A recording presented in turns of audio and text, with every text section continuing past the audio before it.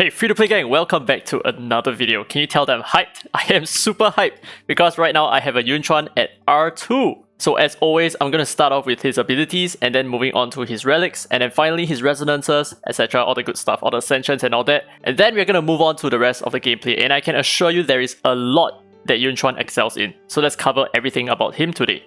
Now what you should take note of is that I'm running him on R2, which means that his skills are not exactly the same as an R0 Chuan. And I'm going to give my opinion on R2 as well. So here's the first skill, Roaring Thrust. Attacks one enemy 3 times, damage per hit is 40% of attack, 60% chance of inflicting, miss rate up for 2 turns, and I have him fully skilled up as well.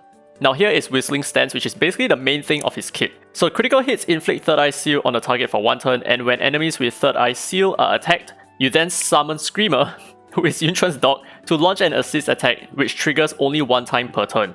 Now Screamer's damage is 25% of his attack and ignores defense, and Screamer, the dog, also steals a buff from the target, inflicts Sear on them for 2 turns, and the final damage comes from his R1.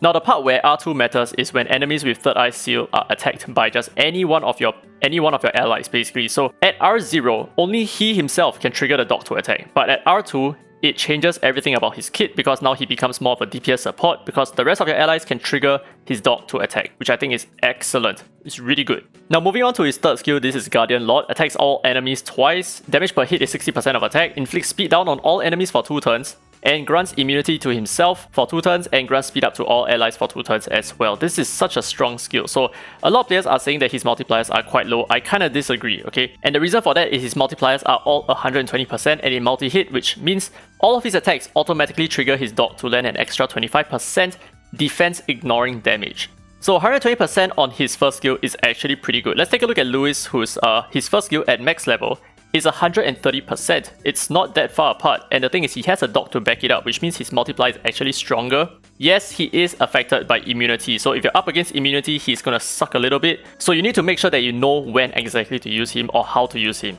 And the same goes for his third skill as well, right? 120% is a huge AoE multiplier. So let's take a look at Zora for example, right? Zora is one of the key AoE damage dealers, so she only does 90% AoE attack here. But of course she triggers her first skill afterwards, which adds up to a total of 140%. But like I said before, he is also going to trigger his dog to attack, which is going to gun down the first enemy at least. So it's going to deal a little bit of damage, but at the same time, it does quite a good amount of debuffs and buffs as well. So it has speed down, it has speed up. So it kind of trades off a little bit in my opinion. So I feel like he has a really good skill set over here. And here is his Captain ability, which is also quite important for his kit. So increases allies attack in Ritual Miracles, Sonic Miracles, Desolate Lands, and Sentinel Hunt by 40%. So obviously we will be using him in all of these areas later on. And here are his relics. So don't trust my build. This is not necessarily going to be like the best build, but I feel like this works for the content that I'm using him in, which is completely non-PvP content. And the thing is, if you're going to be using him for PvP, I would highly suggest you run him with a lot more speed. So at least 100 to 150 speed, I think. As long as he takes the first turn, lands his AoE attack,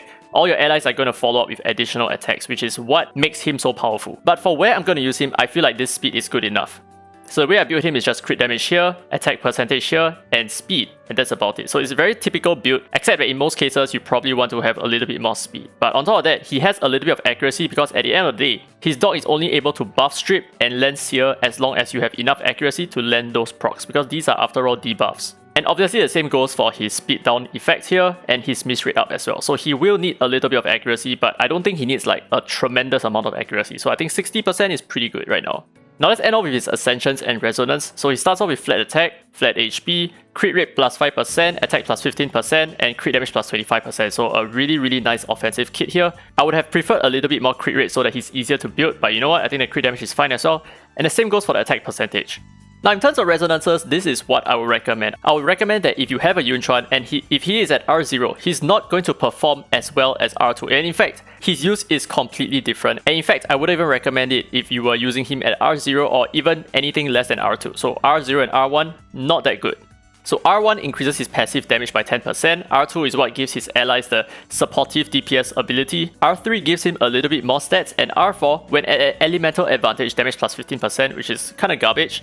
And at R5, you gain a little bit more stats, and finally at R6, this is where he becomes a little bit better in Holobattles, I would think, especially if you're using him in your defense. So the first place that we're going to test him out is definitely going to be at Fafnir. I feel like he's built perfect for Fafnir, especially at R2, okay, especially at R2, because he's gonna increase the number of attacks that he lands because of the dog, right? So his first skill already hits 4 times, and his third skill hits 3 times. So he has a lot of multi-hits on his kit. And the same goes for all the Espers here as well. So we have Meredith, we have KFC, we have Gabrielle, and of course we have Ahmed. All of them have some kind of triple hit or at least a double hit. So now moving on to the boss wave. One big weakness that I see in Chuan, which is kind of awkward, is because his damage is really high, right? And the problem with that is we are sometimes not able to get rid of Envari Shard on time. So like right now, we haven't gotten rid of all the Envari Shard, but the boss has actually gotten his shield, which means that now the boss has 15 shield. And sometimes the boss does get up to 21 stacks if I just somehow nuke so hard. Like turn order was just perfect, and I nuked so hard at the start, I was not able to strip any of these Envari Shard, and therefore the boss has like 21 stacks. That sometimes suck for me, but I think in most cases, I'm moving away from Chuan a little bit, right? But if you have Gabrielle with the attack debuff, she is very powerful right now. So the attack debuff is actually going to protect your Chuan, even if you're not able to get rid of the shield. Or rather, you're able to protect any one of your allies, okay? Even if you're not able to get rid of the shield before Fafnir takes his turn. But with a team like this is super freaking solid. We are able to clear Fafnir with no problems whatsoever. But of course, timing-wise, it's not exactly very fast. It's like 2.5 minutes. It's kind of like the same as the other team that I suggested previously, which uses David in place of Chuan and uses Berenice in place of Ahmed. But this team is just a lot safer and is a guaranteed 100% win rate. There is no way this team can lose at all. And there you go. So the dog actually took the last hit, and that's why Chuan got frozen instead of KFC, which is pretty cool. But there you go, that's it. So I think this was a pretty decently fast run. I think it was like 2 minutes 20 seconds. It's one of the faster runs at least. And it is 2 minutes and 14 seconds. So I was kind of close. Now feast your eyes, because the next place that we're going to test him out is going to be Sentinel Hunt. He is insane over here, and I must say that all these scores, this is 14.6 million and this is 13.8 million, and these runs are all done on auto. I did not manual anything at all. But this is the team that I'm running with Chuan. So I'm using Chuan, Chloe, Black Twin, Abigail, and Gabrielle, and I feel like this second team here is so freaking powerful right now.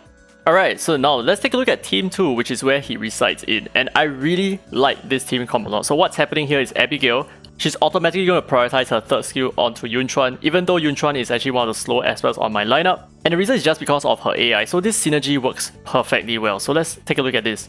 And also huge shout out to Taiga for showing me the potential of his R2 Chuan, because I already knew that he was going to be great, but I just didn't realize that he's going to be that good.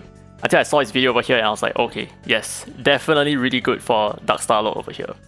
So what I noticed is that he's attacking a lot. And that's because there's only one target, which means that Chuan is actually really good against bosses, right? So whenever you have a boss, you're just gonna prioritize the third IC on the boss all the time, and your allies are just gonna constantly attack him. Of course, until the boss takes his turn, and then, Chuan is not gonna attack anymore. But you just need to make sure that you have one way to upkeep Chuan a little bit, so that, yeah, there you go, he lands his third IC again. And I think one important thing to take note of is that this boss, he has a lot of immunity buff, which is a problem. So you need to find a way to either buff block him using Chloe or to have a stripper. But on my lineup here, I do not really have a very good stripper, and Chuan is not really a good stripper because if he has immunity, I am not able to land the third eye seal, which means I cannot strip because my dog is not going to attack, right? So that's about it. And yeah, this team is really working fantastically, and I might not be able to, recover the same scoring that I did in like my 2 best scoring, because that requires a little bit of RNG as well. But like I wouldn't even be surprised if I can get 10 million anymore. But obviously a lot of it depends on my third team as well. So over here, okay, he does not have immunity buff. I'm not sure why. I wasn't really paying attention. Maybe we stole it. I'm not sure. But whatever it is, this is looking really nice, and we are still gonna be able to steal the buffs as and when when the dog attacks. Yeah, so just like that. So very nice, this team is super safe. It is very good at scaling points. And I must say that Gabrielle is also one of my top scorers over here as well, because my Gabrielle, like I said multiple times, is built very, very offensively.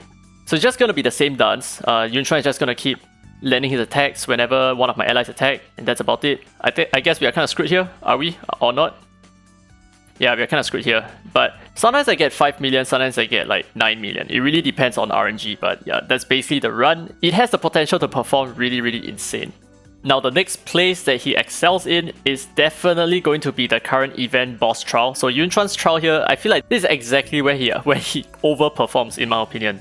So this team is so freaking powerful, but there's one thing that I want you to take note of, which is the way he responds to additional attacks like Pursuits, for example, or in this case Brewster's passive effect, his skill effect here, right?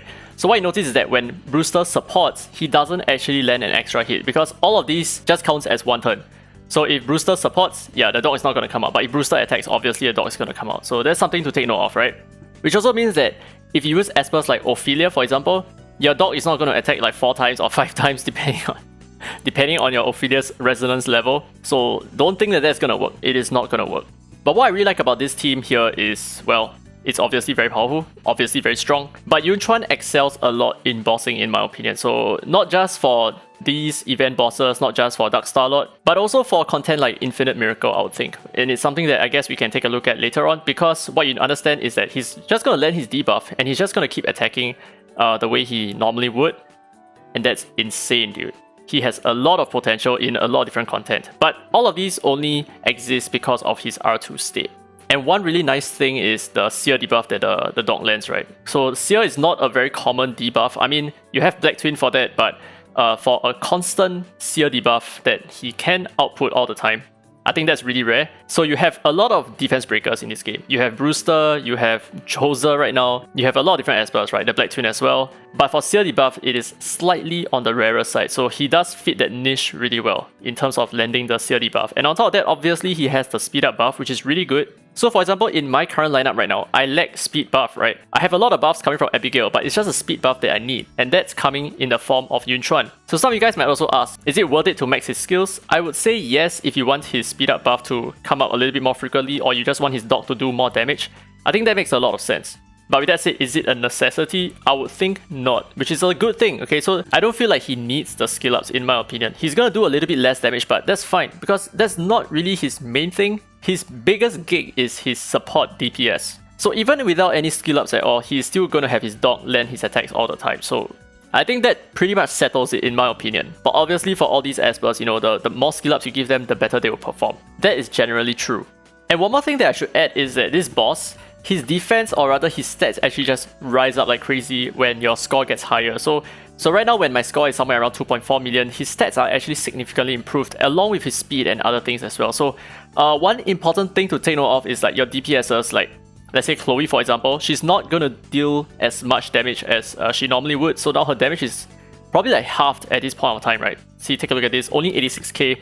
I think we started off with somewhere around 150k or something like that. But the good news is with the dog, you're actually doing defense ignoring damage, which means that your damage is always consistent. Or for at least this particular boss fight, right? Your DPS is consistent, you're always able to deal the same amount of damage, which is really nice, I think, in the long run.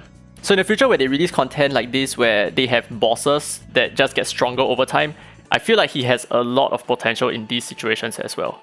I seriously wonder whether are we going to get a new top score, by the way. We are only like 100,000 away, which means we are kind of close. And we might be able to keep this up. We just might. Okay, we kind of need the dog to move. So I guess having... Oh my god, that sucks. So I guess having a little bit more speed on the dog is definitely going to be quite important because of the turn cycling. Like he needs to have his turn coming around a little bit more frequently as well. Because there's some content anyway, like the Infinity Tower for example, that you need him to move first. And you may not always have an Abigail to abuse all the time. Okay, so we have like what? 3860. I wonder whether is that an improvement to our score at all. Let's find out. And there we go. Oh, it's a new top score. Nice. Now, I would like to test him on Holobattles, but unfortunately, we are only left with, I guess, lower tiered players, which means that we're not going to get a very good idea of whether he's good in this content or not. But my opinion about it is he's not going to be a JJ counter at all because you cannot debuff JJ during his demon mode, which means you're not going to be able to buff strip the standoff buff that JJ has. But with that said, can we still make do with his kit? So this is just for pure testing purposes. As you can see the team on the right, I'm going to try to use a team that has a lot of debuffs just to try to counter their lineup over here because we have a tricky. This might work. I have not truly tested him out for Holobattles yet, so I can't really say that he's good in this team or that team. There is still a lot of testing left to be done. Alright, come on. Oh my god, we... Okay, I have a feeling that this is going to be a very skewed representation of his power because there is no way that we started first, right? Okay, so we start first. Let's just throw some debuffs here. Okay, the Clara is not going to it's not going to heal anything. That's fine. So let's land some of these debuffs and let's just see how well our dog performs, right? So what's going to happen here? The dog is going to go for the first target, which is Dona, basically. And maybe we can trigger more of the dog attacks here, like so. Just to punish the Clara a little bit. Oh no, we missed. RIP, so that's a problem, right? But you know, we can just use our dog because we have a silver debuff, which means we are always going to land regardless of type disadvantage or anything like that. Which means we can just keep gunning down the same Esper and it should be fine, just like that. Right, so the rest of... whenever we attack, we are just going to channel the dog to attack, which is really cool. Right, something like that. And this helps a lot with Jiangman's debuff as well, I think. Okay, so that's a problem. Okay, so when a Tricky returns the debuff, then that's gonna suck a little bit. But anyway, this is just like first iteration of testing. I've yet to play around with his kit a little bit more for Holobattles, but you know what? I'll keep you guys updated on this anyway. But with that said, that's the end of this video. Let me know your comments down below. How do you feel about Chuan? How do you feel about R2 Chuan to be specific, alright? Because I feel like R0 Chuan has no place to be right now. So that's it for this video. Hope you guys enjoyed it. If you did, don't forget to give a thumbs up. It really helps the channel, and subscribe for more Dislyte content. Now with that said, this has been Free to Play, and as always, I will see you in the next video.